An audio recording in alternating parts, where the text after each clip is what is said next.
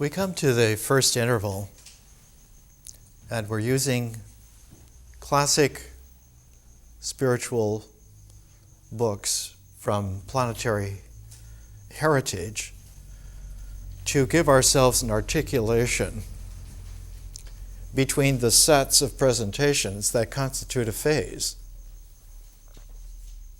Were we not to have an interval, the phases would coalesce and become a longer sequence. This scrambles articulation. In the codons of DNA or RNA, the readouts are always articulate, and there is a special codon for stop, which means no longer continue this sequence, that the sequence has not only ended, but that the entire sequence is now not just a line of instruction. It is not just an information, but that line of instruction has curled itself in such a way that it is a set that sparks an emergence. Where does that emergence come from? It comes from a source, a pool of capacities, of amino acids, of molecular structures, of atomic structures. Where do they come from? And it is a profound realization that eventually, when you push back the emergence of things, you come to an interface where they do not come from further things. By 2006, the anticipation through tests going on now at the big CERN Large Hadron Collider, the LHC, in Switzerland, outside of Geneva, which, when coming online in 2007, will be able to explore a threshold beyond the causality of things, because subatomic particles, in order to have their quarks or their leptons or the interreaction of the gluons or photons or the Z particle, the W plus or minus particle, the threshold is one of a very high energy, a very deep penetration into the beyond the physicality causing other physicality. And the closest understanding is that there is a vacuum energy which can condense, and in the condensation of vacuum energy, one has the ability to have an emergence of energy as a dynamic wave, which can loop into a polarization and become a particle. And those particles all have a quality of unity.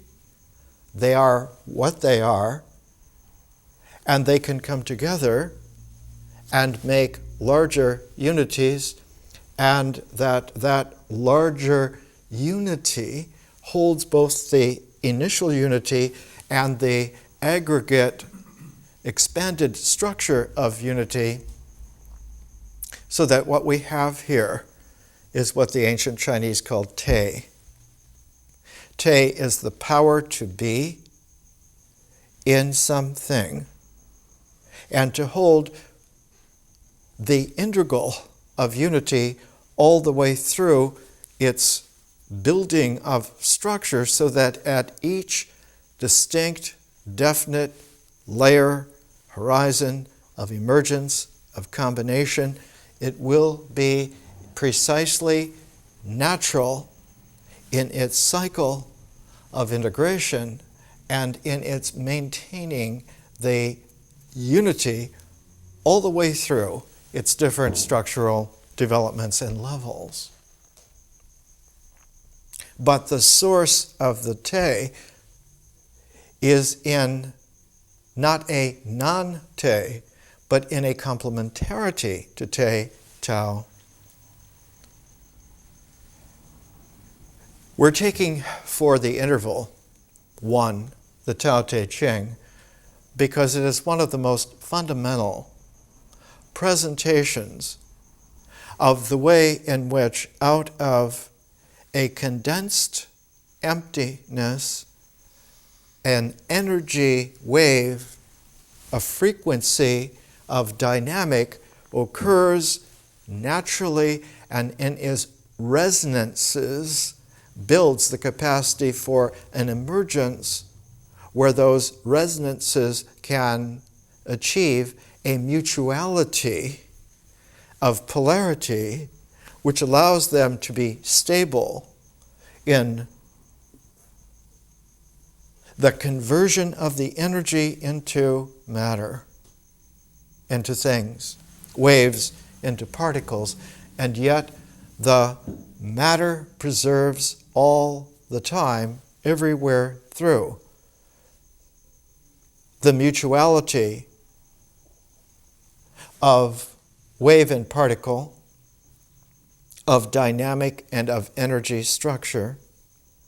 And we know today that in order to really characterize this mutual interplay, it takes a very curious, traditional geometry of understanding.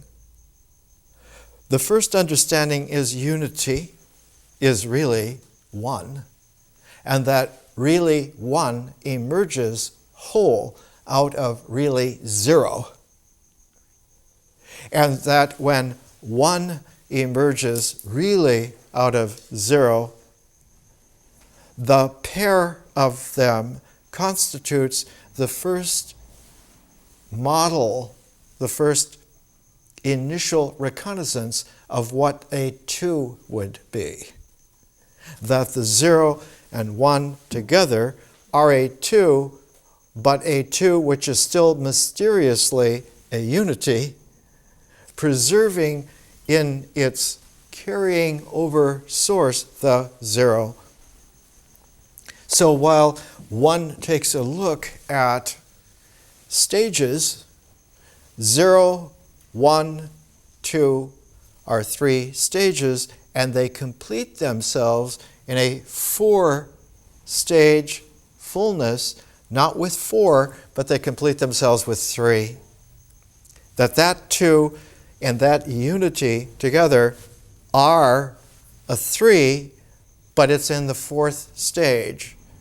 And by this time, one can characterize a matrix which holds throughout the universe into 21st century physics precisely, expressively, that 0, 1, 2, 3 as a matrix are enough to establish the ability to have a very sophisticated higher mathematic, a very sophisticated physics, astrophysics, and one of the most profound things that came out 50 years ago, a theory by a Chinese man, Chen-Ning Yang, and Robert Mills, called the Yang-Mills theory. And here is the 2005 publication, 50 years of Yang-Mills theory, published in Singapore just a few months ago. It is a salute to half a century of excellence and of development. And here, in just a little note, C.N. Yang, who's at the Institute for Theoretical Physics, State University of New York at Stony Brook, writes that he is proud to be receiving this tribute and that the editor has asked him for something from the past, and he concludes with this little paragraph. The pages that I send to you were written in 1947 when I was a graduate student, familiar with Pauli's description of gauge theory, Wolfgang Pauli, one of the great physicists. And at the time, I didn't know very much about the 1929 article by Weil. Hermann Weil was one of the great mathematicians of all time. I was clearly focusing then on a very important problem. Unfortunately, the mathematical calculations I had carried out repeatedly in subsequent years I could not find today. They had always ended in more and more complicated formulae and total frustration. That the refinement refined itself into a complexity that frayed. It became more and more complex, so that the refinement, instead of recovering originality of either its oneness or its zeroness, kept finding more and more of what the Chinese used to call the 10,000 things, which now are 10 trillion things, which make 10 more trillion things.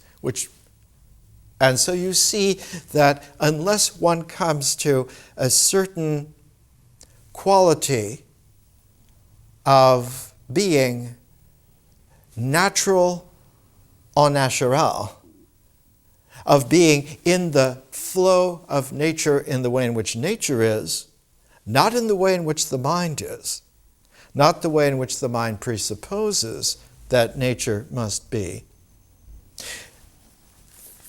Yang concludes, it was only in 1953, 1954 when Bob Mills and I revisited the problem and tried adding quadratic terms to the field strength, F mu V, that an elegant theory emerged.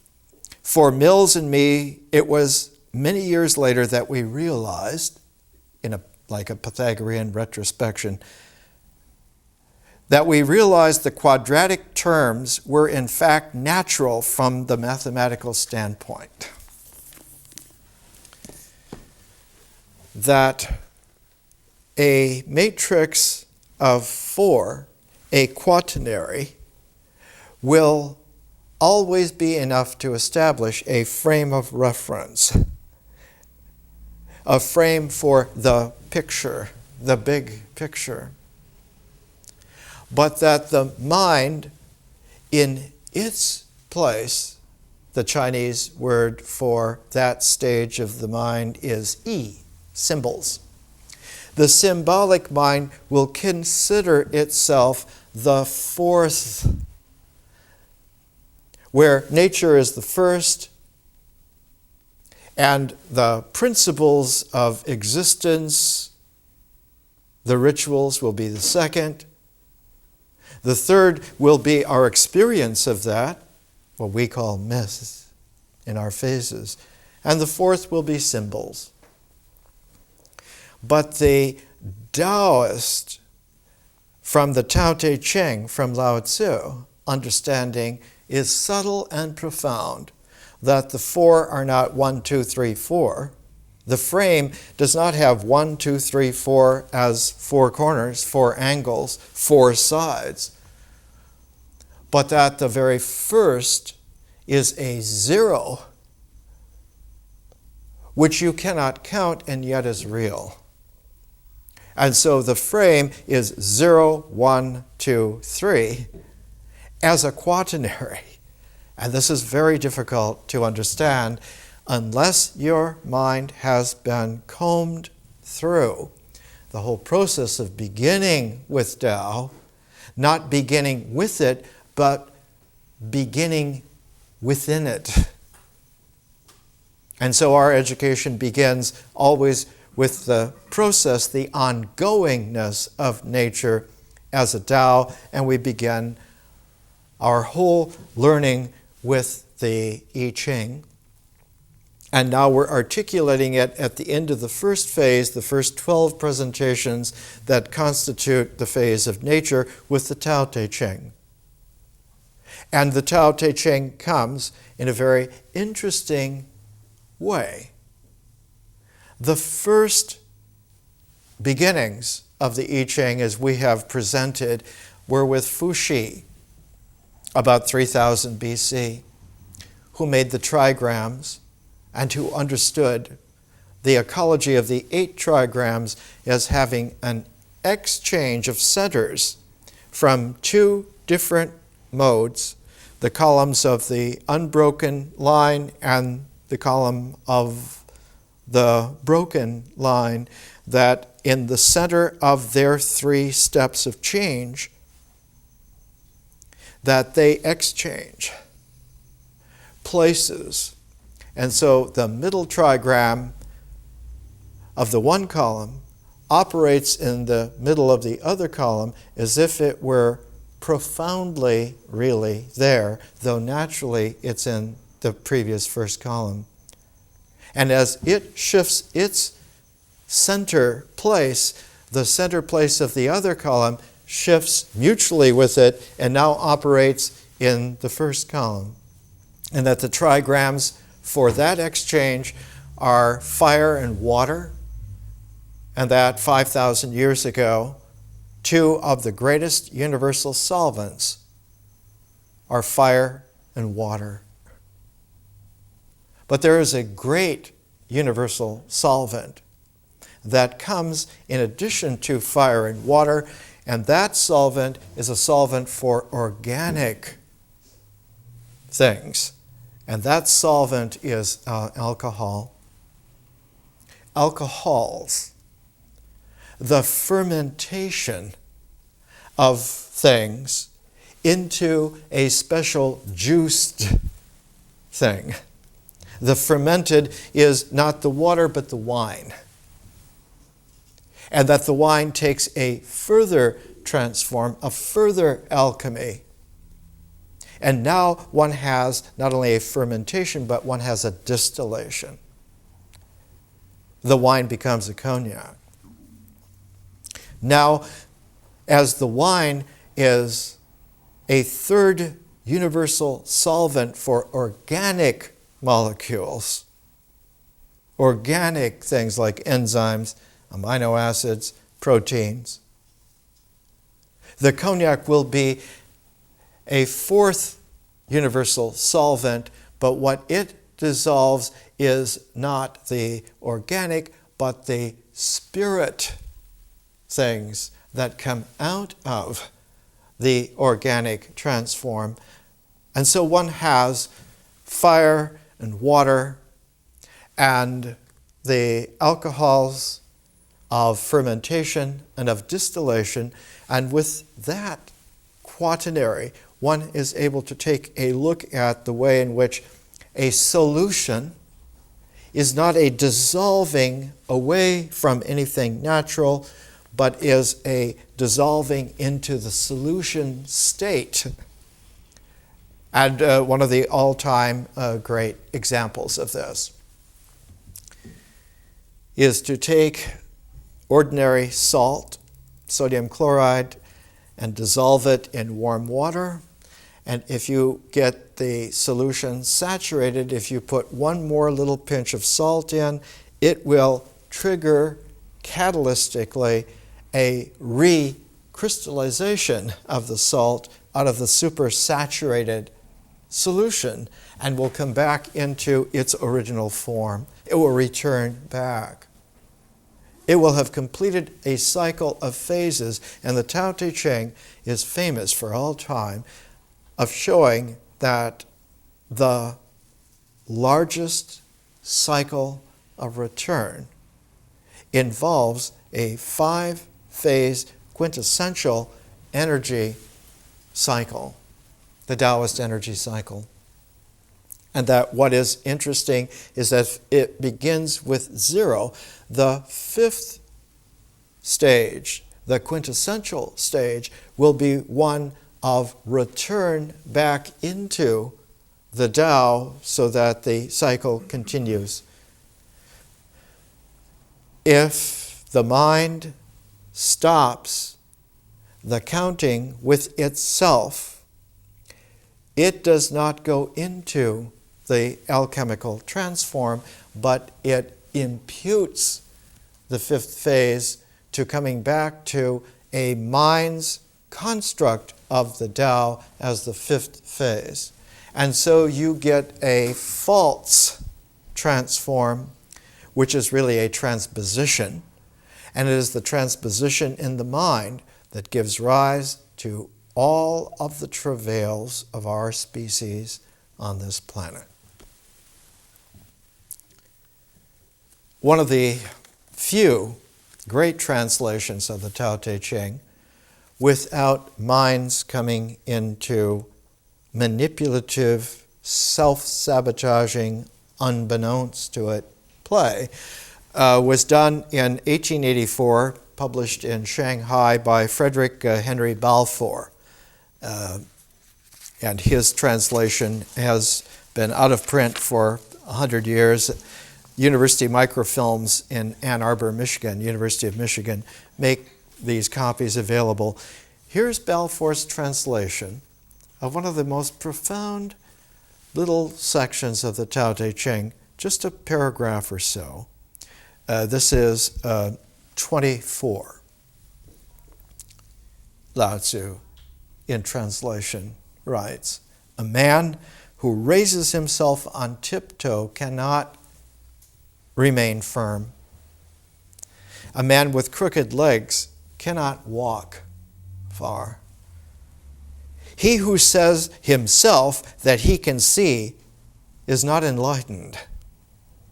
He who says himself that he is right is not manifested to others. He who praises himself has no merit.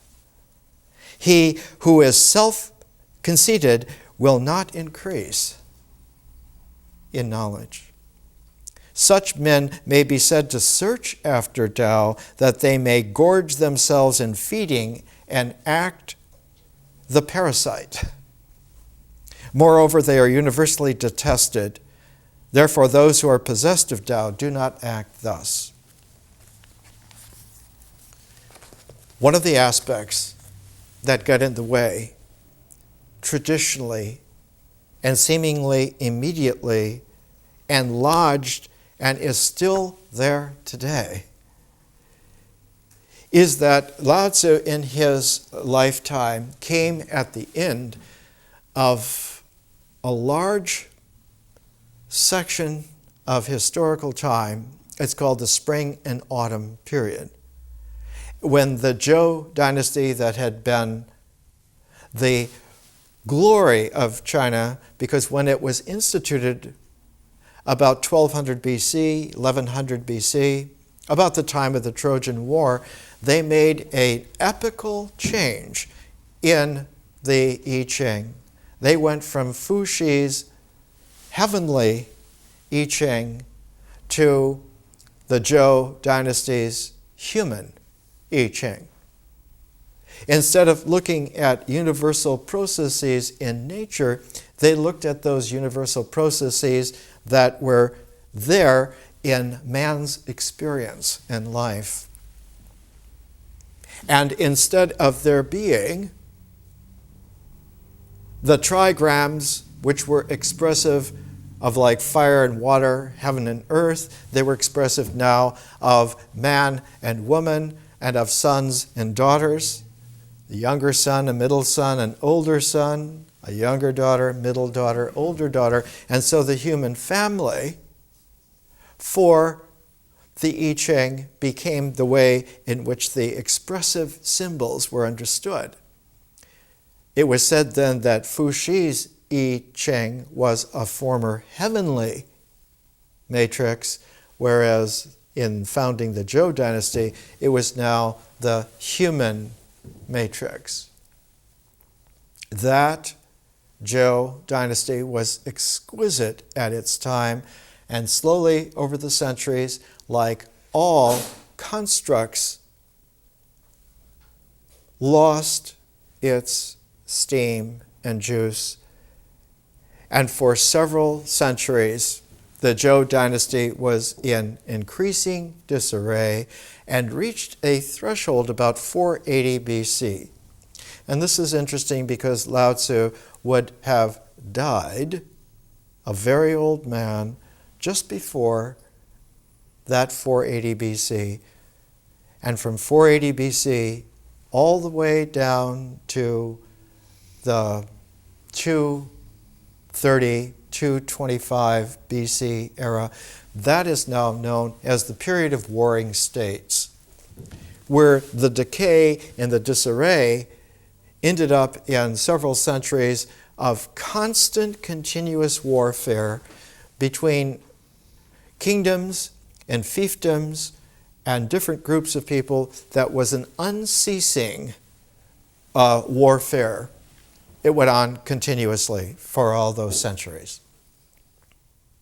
In the period of the warring states, the problem was not to understand Fuxi and not to understand the Zhou dynasty's human family, but it was how to understand, to bring order out of the warring states culture, and the solution was that there needed to be a superior integration where all the different cultural aspects were united in a single overweening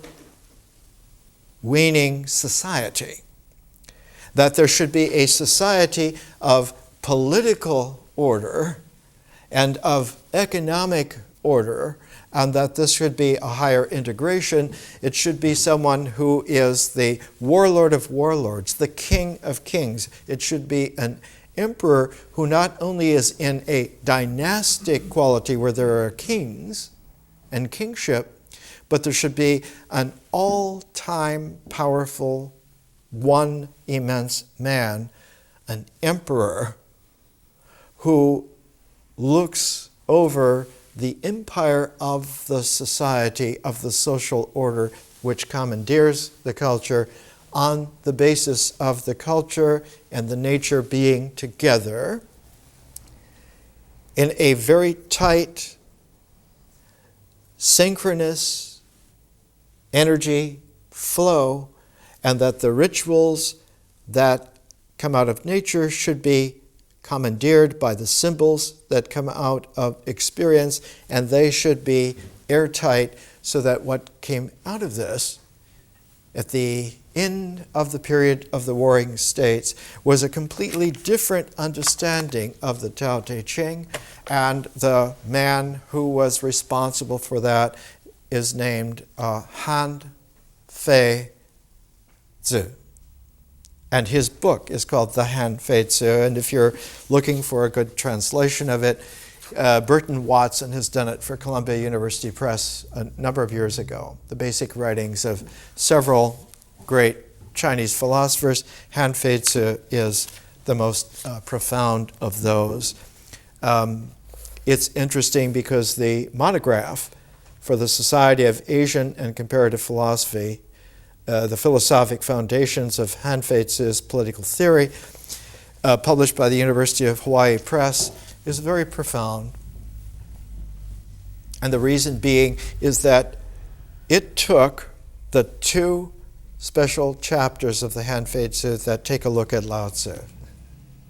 One, chapter 20, is about explaining Lao Tzu to everyone, including the emperor, and chapter 21 is illustrating Lao Tzu. But notice that it isn't explaining the Tao Te Ching, it's explaining the Lao Tzu. It's not illustrating the Tao Te Ching, it's illustrating the Lao Tzu. So that by the end of the Warring States period, there was a considered emphasis not on Tao Te, the book of Tao Te, but the book that belongs under the aegis of Lao Tzu, the Lao Tzu. And one finds, even today, studies like Lao Tzu and the Tao Te Ching, with the emphasis on Lao Tzu, which would be fine, except that this is an extraordinary continuation of almost 2,300 years of official ignorance as to what really is available, not for inspection mentally, but for transform consciously, and a further distillate transform historically. And without understanding that consciousness is not a thing, not a form, but a super process, and that history is not a thing, not chronological forms, not king lists, not lists of dates, of wars and politics and economics, but a very high distillate of the conscious process, and that historical consciousness is a very high-powered transform, a process like visionary consciousness that doesn't integrate but differentiates. And that without being able to jump oneself alchemically out of the integral cycle of constant return within that circle, one will never be able to understand that the mind is deceived by seeing the world as a target of concentric circles, the innermost one being the circle of self, and the outward circle, the liminal of one's target, of being the way in which the mind conceives nature. And that this target, though it is very true in terms of integral nature as a cycle, undergoes a radical alchemical change twice over, and instead of being a target of concentric circles, now one has a spiral that continuously opens up as it opens out. Now, this is a very ancient primordial wisdom, and one can find this even in the ancient descendants of Chinese after being away from China, North China, for 10,000 years, the American Indians in the northern part of North America, the first incursion of Orientals were from South China, from Indonesia, and they came over about 25,000 years ago. But the second wave was about 12,000 years ago through the Bering Strait and down through the Mackenzie River Delta, the coastal part of North America. And about 2,000 years ago, in petroglyphs in southern Utah, one finds that at the summer solstice, there is a meeting of a shadow which creeps from one side and a sunlight which creeps from another side and meets exactly at this focus in the summer solstice, and it's been doing this for a couple thousand years. From the one side, one sees the target, circles within circles. And on the other side, one sees the spiral. And where the light of the spiral meets the dark of the target, one has the metronome that this is the summer solstice, and that its direct link to the winter solstice allows one to have where the target and the spiral are the equinoxes, and one now has a calendar of a quaternary, which is absolutely true for the whole star system. And that the Earth is real in its natural cycles within that, because the star system is natural within that cycle, within it. In my translation of the Tao Te Ching, I translate a very beautiful section of the Tao Te Ching, number 10. I translate the title of that particular chapter, chapter 10, Can Do. It reads this way: sustaining discipline, body-embraced unity cannot disintegrate. Concentrate chi conduces the gentle, an infant's tone.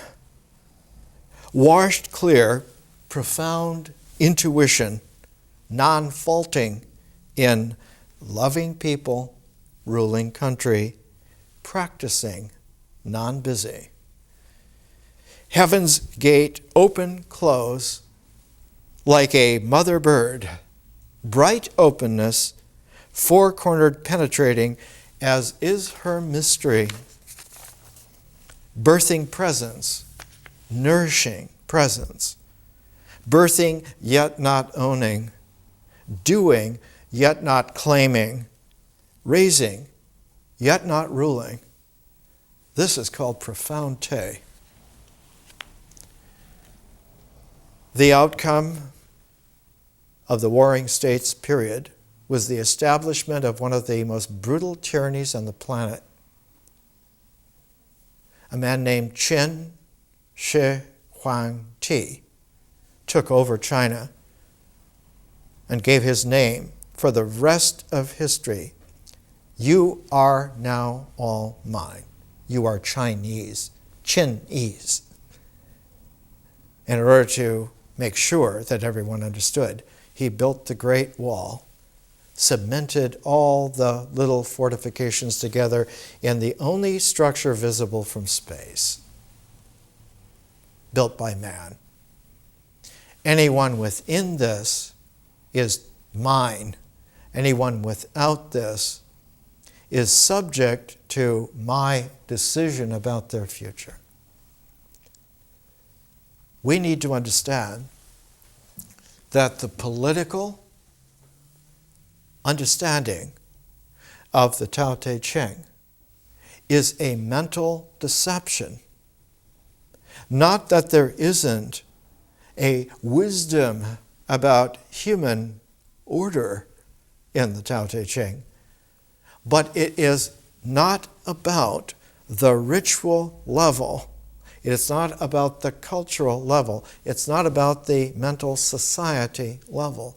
It's about the transform of all four of those into different qualities of fermented alchemy, and of being able to distill that conscious quality which comes out not as a ritual of laws, not as a culture of tradition, not as a mentality of doctrine, but it comes out as a new transformed alchemical nature from which emerges not just the figures of existence, but the persons of spirit. And that the spirit person is able to take their transformed source heritage, and when working with that in the historical consciousness, able to transform a second time, and what is distilled out of that is civilization. And that civilization is a super form of our kind of being in a life which is harmonic, not only with the planet and the sun and the moon and the other moving stars, the planets, but all the stars that one can see. that we are now then harmonic with the cosmos. The Tao Te Ching is about reclaiming that double transform so that one now is not only natural in integration, but what is also real in differentiation, so that you do not just return on a treadmill of obedience to the controlling authority, but that all of that is able to be transformed twice over. And in doing so, nature accepts this. She not only is natural, but she comes mysteriously, and then she comes magically, and then she comes really. Let's take a break.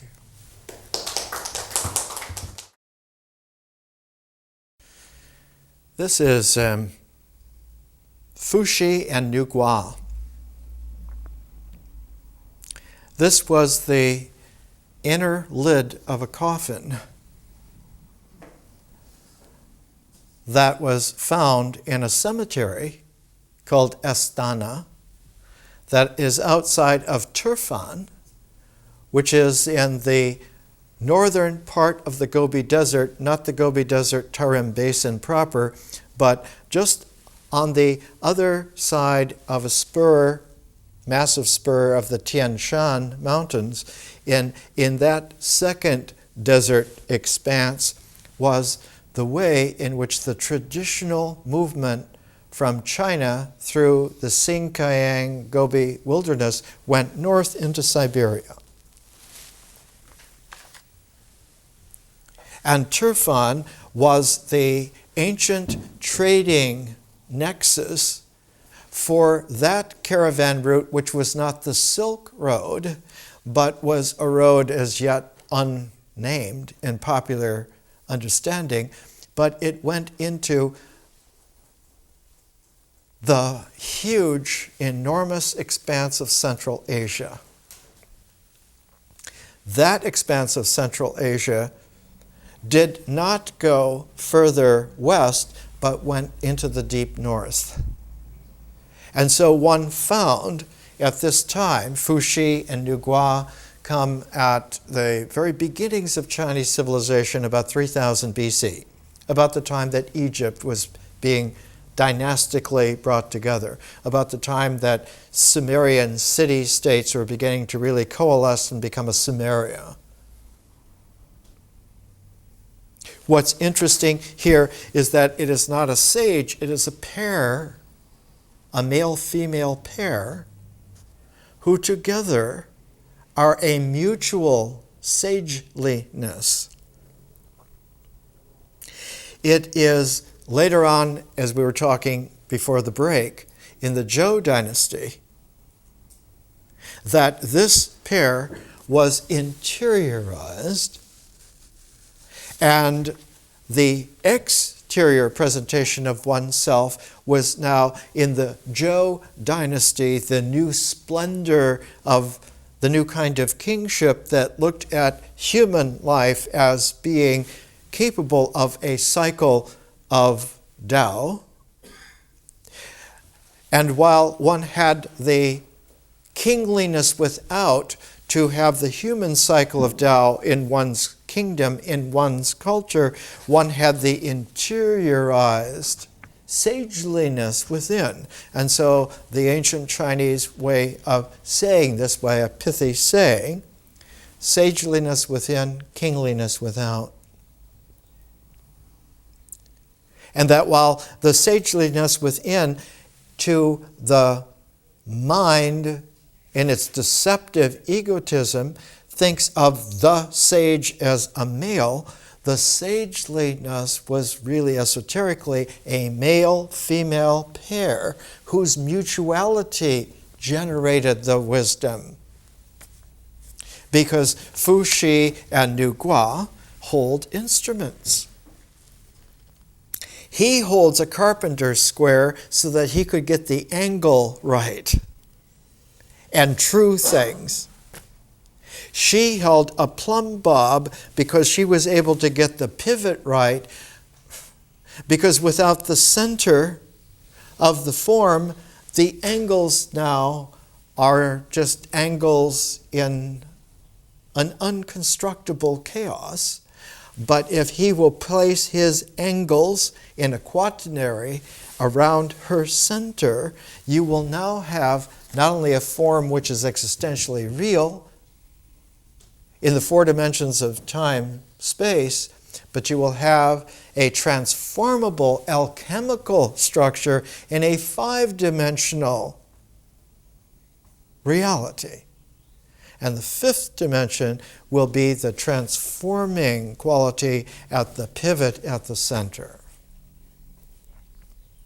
And so the Chinese way of counting, the reality of a structure is not just 1, 2, 3, 4 to frame it, but to count 1, 2 in the center for 3, then 4, 5, so that you have a Z.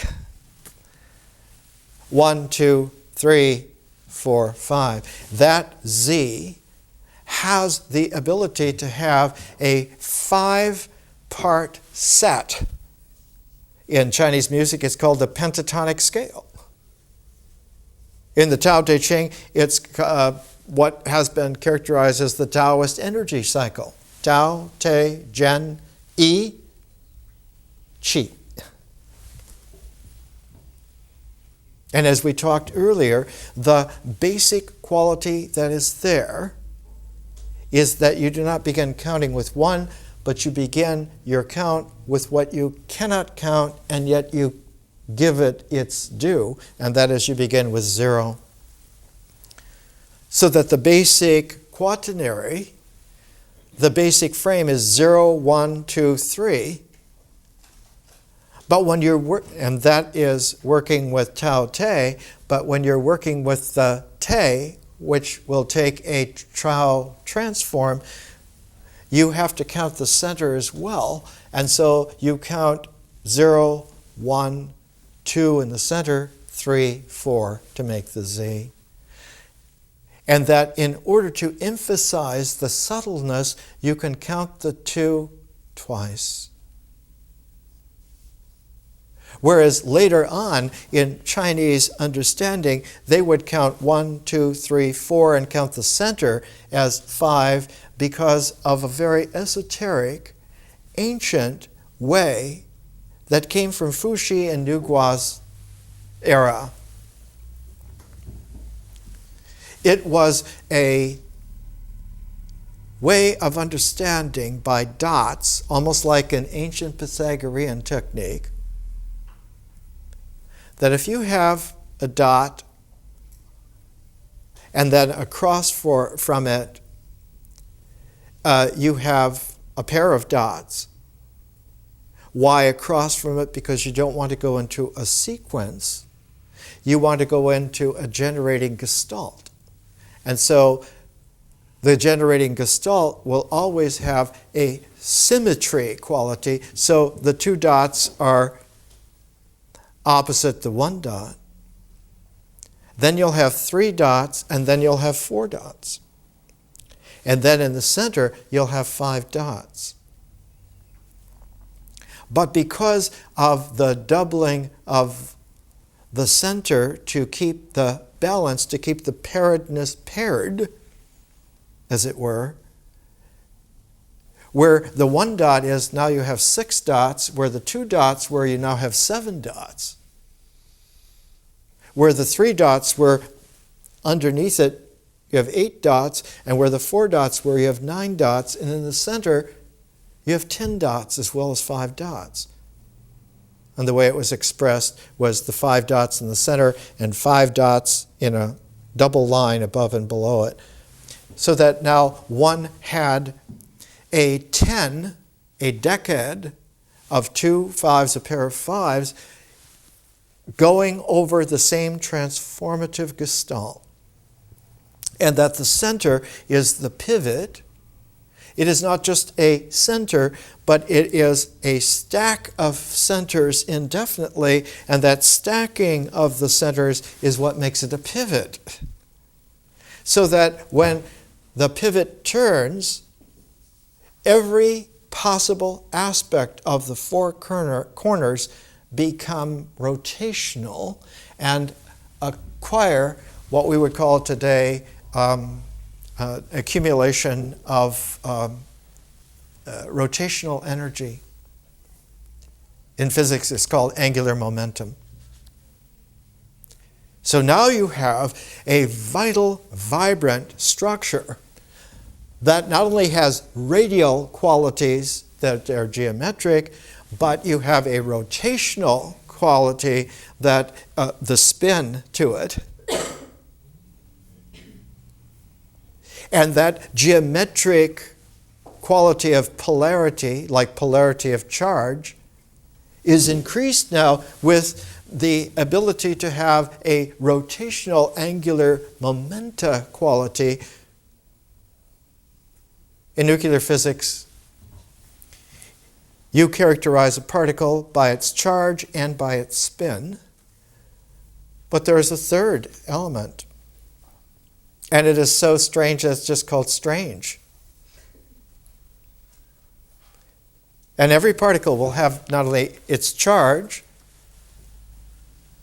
which will be a function of its energy as a mass, and of its spin, which will be a function of its angular momenta, rotation. Generally, baryons have a spin of 1/2, and occasionally there are qualities of particles that have a spin of 1.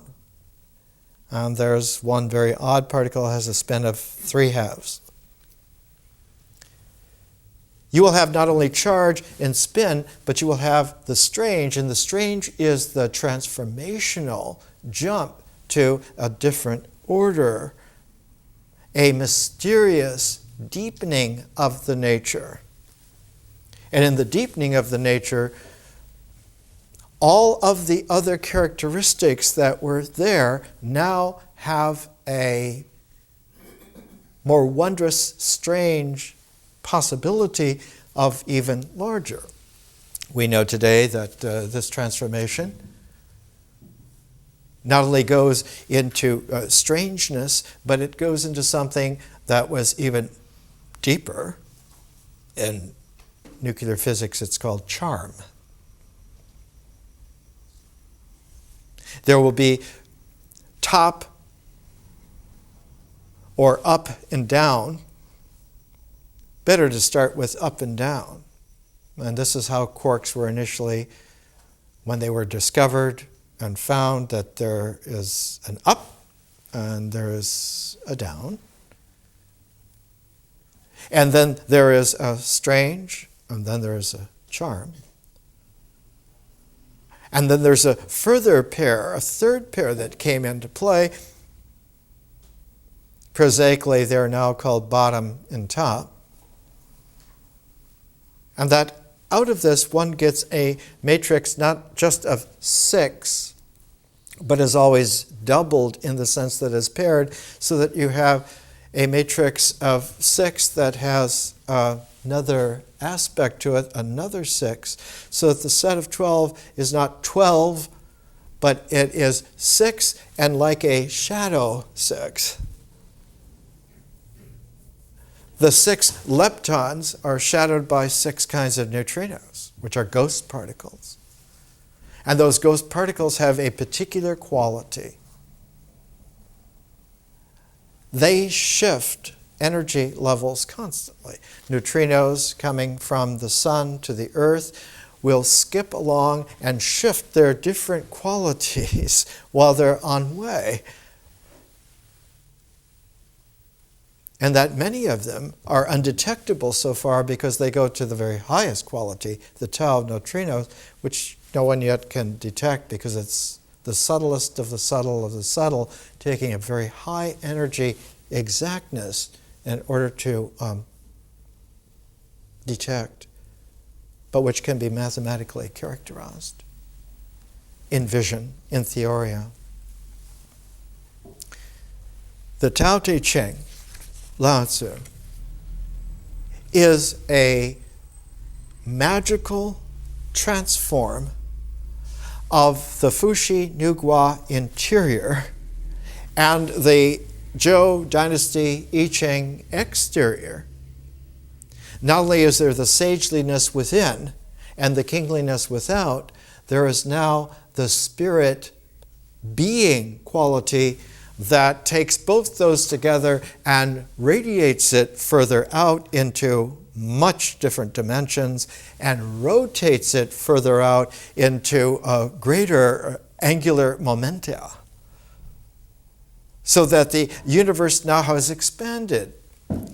It not only has a heavenly within and an earthly without, but it has a super spiritual, beyond the universe quality that is not just nature nor mysterious nature, but is magical nature. Now the universe has a magical possibility, an alchemical possibility.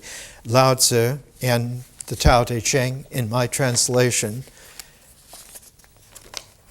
in section chapter 14, my translation of the Chinese characters that begin each section, I translate it as praising the profound. And my translation reads this way: looking, presence unseen is named colorless. Listening, presence unheard is named soundless. Reaching, presence beyond grasp is named incorporeal. Thus, these themselves not subject to objectivity, therefore deeply paired and unitas, surface never clarified, but bottoms not obscure, continuously continuous. Oh, none one can name. Reverts, returns, non-thing existence, called non-formed presence, a form of non-image iterating, thus forming, is abstrusely abstruse. The front of presence not seeing ahead, the rear of presence never seen behind, holding fast as ancients' presence Tao, there, governing immediately our existence. Now you know our ancient beginning called Tao thread.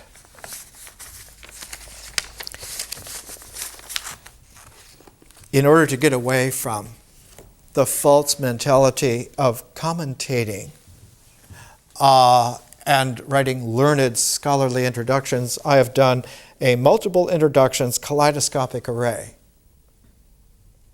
Half a dozen,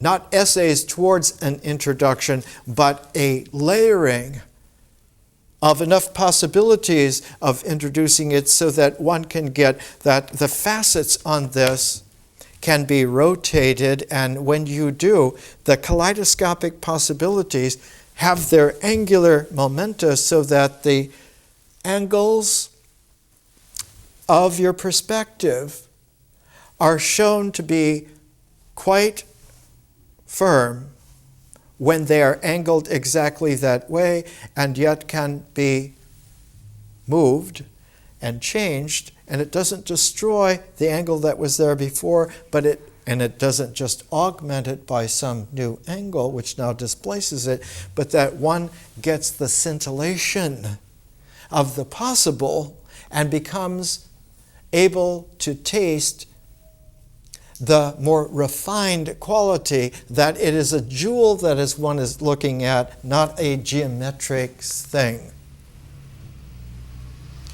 And that a jewel requires an appreciation of aesthetic dimension. And that when the appreciation of aesthetic dimension is in play, it generates a further distillation of consciousness. And out of that comes a kaleidoscope of kaleidoscopes called the cosmos, where its scintillation is in such an infinite set that one can behold it only through a prism of possibility, of all possible worlds in every possibility. That prism is the spiritual person. In old China, we had two different qualities that came together, and at death those two qualities went apart, polarized. The Hun and the Po. One went back into the earth and was absorbed by the earth. One went up and was faded into the heavens.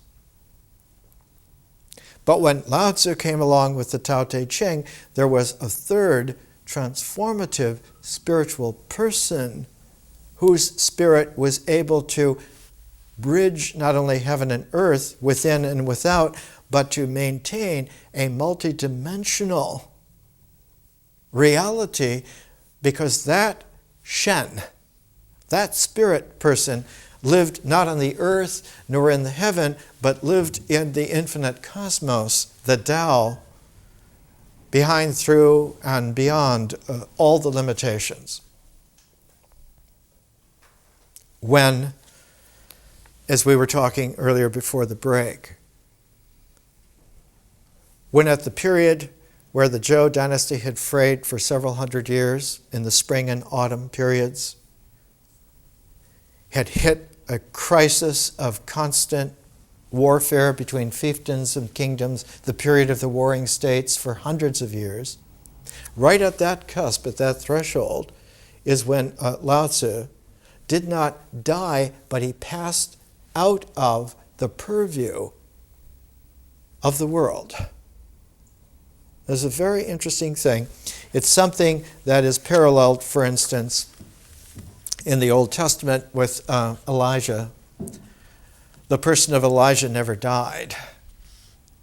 He was, as the saying is, swept up by the Spirit of God and taken away in a chariot of fire, so that he could at some time later return through the water, because the fire and the water are complementary solutions in our four-dimensional world. And of course, the return of Elijah in the esoteric Jewish way was that John the Baptist came back. Elijah was the master of fire, and John the Baptist was the master of water, and came back exactly at the same spot where Elijah had ascended in the chariot of fire, the ford of the Jordan River just before the Dead Sea. And of course, everyone in the world knows the location as the meeting of aeons. Lao Tzu was immediately understood in his time, in his day, by a man who was younger by a couple of generations, about 50 years younger, and that man was Confucius. Confucius is the Latin pronunciation. His name in Chinese is Kung Fu Tzu, Master Kung. And his burial place in Shandong province is still visitable. It's still there. The great Chinese historian Sima Qian, whose historical records in this nice little translation by Raymond Dawson, the same one who did our Confucius Analects that we're going to start with the Egyptian Book of the Dead next week in Ritual. His translation of Sima Qian, he wrote, in the Han Dynasty, was condemned to a life of constant toil to write his great history because of a complication. He had been castrated And so all that he had to do in his life was simply to work on his relentless bringing of a history, which is one of the greatest works on the planet. And he is the one that gives a short biography of Lao Tzu, and we do well to at least hear a couple of paragraphs from Sima Qian's biography of Lao Tzu, especially in view that many scholars today think of Lao Tzu as a collection of different authors over hundreds of years who really had to do with the political setting up of things, and that one needs to be a little more scholarly about these things. Here's Sima Qian, who lived 2,100 years ago. Lao Tzu was born in Chujian village, Li district, Ku country, in the state of Zhou. He was surnamed Li, named styled Poyang, and posthumously titled Tan. He was the keeper of the archives of Zhou. In other words, he was the head librarian for the Zhou dynasty, and he was one of the few people in the world who had access not only to all the books and records, but who could read them, and who had read them over a very long lifetime, who had distilled the entire history of China in himself. When Confucius went to Zhou to ask him about the meaning of propriety, Lao Tzu responded, "The men whom you talked about and their bones have already rotted. Only their words remain. What is more, when a gentleman is in keeping with the times, he rides the chariot. When he is not, he drifts with the wind." The chariot was the vehicle for the officials. Only people with very important, high-paying jobs could ride the Rolls-Royce chariots around. And they rode these chariots because the chariots were the sign of official position, of wealth, to put you away with lawsuits if you have anything to say against them. And the riding of many officials in chariots was a constant theme in Chinese history, so that one reads in the great Tang poet Du Fu, in one of his poems, he says, "The capital is full of chariots filled with officials with all kinds of titles who do not smell the blossoms." Sima Qian says, Lao Tzu cautioning Confucius. Why? Because Confucius was looking to the past to reinstate what those people then considered wise in ways of keeping things together. And Lao Tzu was saying, when a gentleman is in keeping with the times, he rides the chariot. When he is not, he drifts with the wind. I have heard that a good merchant secretly hides his goods and appears to possess nothing, and that a gentleman of great virtue assumes the appearance of ignorance. Abandon your arrogance, multiple desires, pretentious affection, and excessive ambition. They are of no benefit to you. This is all I have to tell you. And Sima Qian then does what all great Chinese writers do. He doesn't draw the moral, but he emphasizes to those who are hearing or to those who are reading, he emphasizes the under platform which has allowed this story now to emerge to you, and the overview at the same time that pulls that platform through your having read it or heard it into a higher understanding. To say that there's a moral behind it reduces it. There's a platform of emergence before it, underneath it, which is a complementary that is pulled by the conscious overview, the vision that will pull that platform through your experience of hearing it, your experience of reading it, into this higher realm. Here it is. Confucius left and said to his disciples, I know that birds can fly, fish can swim, and animals can run. Whatever runs can be trapped with nets.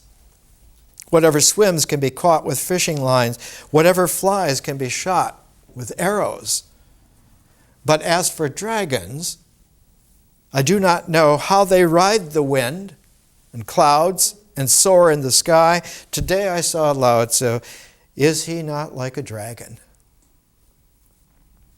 Now, the original dragon in ancient China, in Fuxi and Nugua's time, was the Milky Way.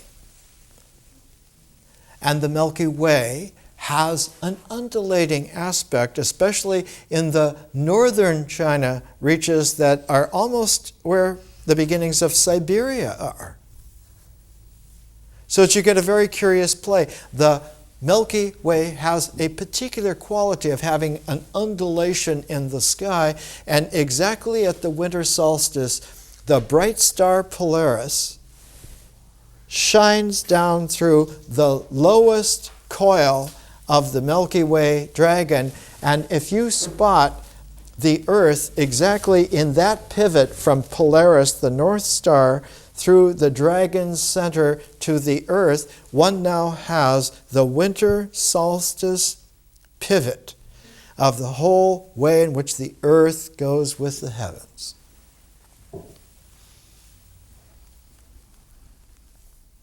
If you bring that into an interface with what I talked about of the ancient American Indians, in their petroglyphs of pairing the target of circle cycles with the spiral of conscious transforms and of the light of one meeting the shadow of the other exactly at the summer solstice, you begin to see that primordiality in our kind has been exceedingly brilliant, not just for thousands of years, friends, for tens of thousands of years.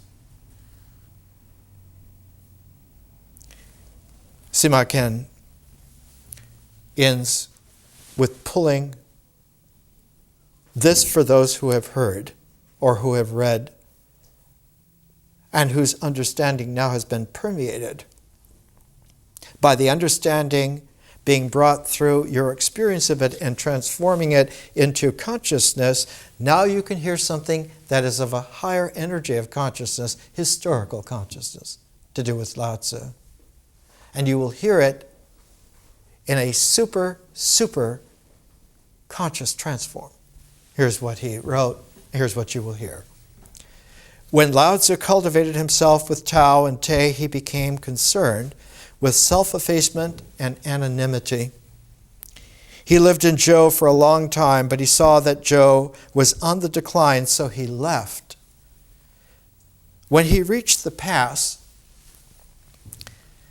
this pass is in this enormous mountain range. It's the only pass, the Hankou Pass, that goes from the central plain of North China over this pass, and you enter into a whole huge, fertile, long river valley. The river is called the Wei River, and the big city that was there in ancient times is called Chang'an, and today it's Xi'an. And if you follow the Wei River further west, it goes out a long way into Gansu province and eventually goes into the Gobi Desert. And where it hits the Gobi Desert was the ancient series of caves of Dunhuang. And from Dunhuang, one trail goes north into Siberia, one goes on the Silk Road out to the north of the Gobi, and the other goes south along the Gobi.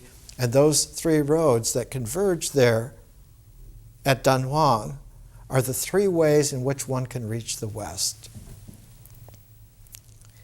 When Lao Tzu reached the pass, the keeper of the pass, Guan Yin, greeted him with delight. Not Kuan Yin, but his name was Kuan Yin. When the keeper greeted him with delight, "Since you are going to retire, could you make an effort to write something for me?" Consequently, Lao Tzu wrote a book with 2 parts which discussed the meaning of Tao and Te in a little over 5,000 words and then departed. No one knows what happened to him since. It is not so much in 2 parts, but it's in 2 resonances that make a whole. It's like the 2 halves of the brain that will make a mind. It's like the 2 hands that will make a clap. It is the pairedness of Tao Te which produce a thunder so loud that it is silence to us, a flash so bright that it seems dark to us. There is a beautiful way of expressing this, and in the Lao Tzu, in the Tao Te Ching, just 1 chapter before the end of the 37 chapters in Tao, before the Te begins, 36 is called, as I translated it, the 2 Chinese characters, secret words. That which desires to contract itself, surely, definitely, had stretched itself. That which desires to weaken itself, surely, definitely, has strengthened itself. That which desires to bring down itself, surely, definitely, has raised itself. That which desires to reduce itself, surely, definitely, has endowed itself. This is called secret words. Receptively meek, conquering the unbending strong. Fish cannot escape from their depths. The country's own sharp tools cannot thereby be brandished against Jen. As Tao, Te form a set together, the emergence is the form of the pairedness, Jen. Jen is the human-heartedness. And though it is the 3rd in the Taoist energy cycle, the Tao itself as 0 has been able to pair with the Te of the 1 so that the oneness is unimpaired by any other than its unity.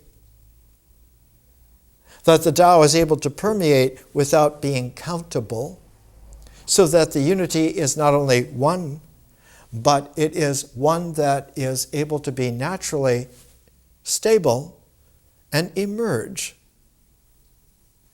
And that when the Tao and the Te together form a set, now the 3rd of the energy phases emerges out of the mutuality of those 2.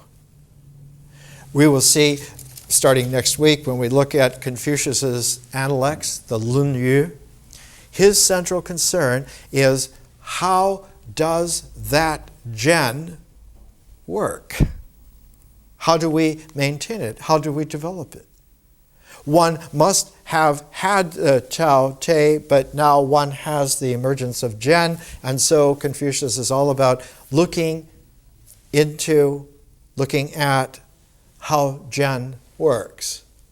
But as soon as Jen is brought into play in the set of Tao Te, it joins the pair of Tao Te in a very special way.